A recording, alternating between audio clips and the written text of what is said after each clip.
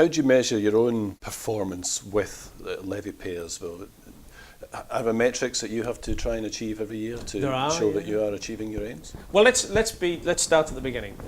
We have a board, the BPEX board, and the BPEX board is made up of pig producers, levy payers. Some of them are extremely large levy payers, others operate in different ends of the market.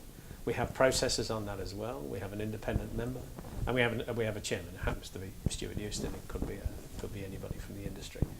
So that board, who are levy payers, we're spending their money. They represent, if you like, levy payers at large within England, and they hold us to account. And in fact, they direct us in what we should be spending our money on. And I've always used the phrase that it's up to the board to tell us what we should be doing. It's up to me to make sure that we do that properly. So that's my role as director in trying to run the organisation. Now, against that, we produce a corporate plan every year. The corporate plan has some considerable detail in it in terms of our activities, and within that there are various metrics that we aim for. Some of them are in terms of industry performance.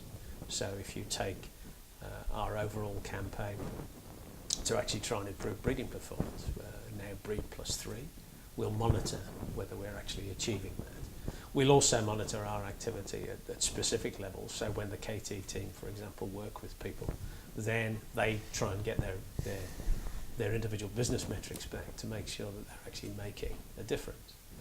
And then overall to try and judge whether we're actually giving value for money.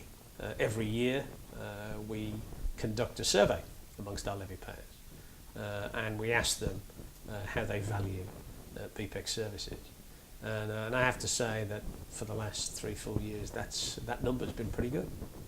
People believe we deliver good value for money. But the most recent survey, there has been a fall in the number of respondents using a service among producers. Yes, amongst producers, yeah. There has. Now, we're trying to understand how that and why that should be the case.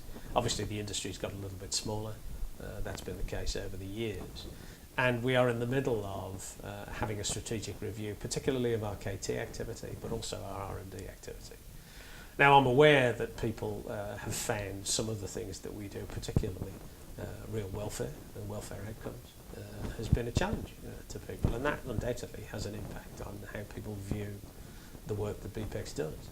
But sometimes, there are things that the board we decide that we need to engage in that actually will benefit the industry in the long term, that may be unpopular in the short term. But I think, personally, that if you take something like welfare outcomes, we can demonstrate that we actually have good welfare at a time when the differential between ourselves and the rest of the EU has become somewhat blurred by the South Stool ban.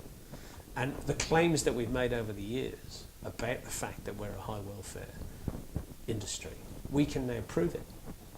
We can have information that is collected by vets that will give us objective information that we can then use as a benchmark. Now, if that helps us to maintain the premium, we think it's worth it. Coming back to the survey, though, it also showed that processors and the allied industries are using your services more. Yes. Are they contributing to the levies? Processors do, because of course the way the levy works at the moment is 85 pence to producers and 20 pence to processors. And we've always been conscious of the fact we have to serve all of those markets, and so in that case it's good to see that processors are using it a bit more. The allied industries, of course, are a route in to producers particularly, and a very valuable one because they've got more legs on the ground than we have. So if they're using our services to actually help the industry become more profitable, then I think it's a great thing. Sometimes a little frustrating maybe that we're giving them information that actually then gets translated and not seen as emanating from levy payers, but we just have to live with it.